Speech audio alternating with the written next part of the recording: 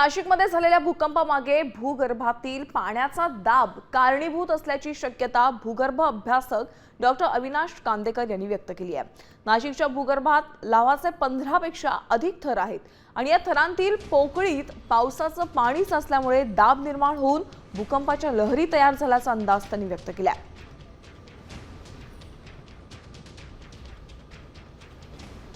याबाबत आमचे प्रतिनिधी सागर आव्हाड यांनी त्यांच्याशी बातचीत केली आहे, पाहूयात। तर भूकंपाची कारण काय आहेत, कशामुळे हा सगळा निर्माण झाला आणि ही परिस्थिती किती दिवस राहू शकते, कसं काय सांग? जो भूकंप झालेला आहे तर ह्याच्यामध्ये आपण या ठिकाणी डायग्राम मध्ये बघू शकता की भूकंप हे जे आहेत हे वेगवेगळे लावाचे थर आहेत।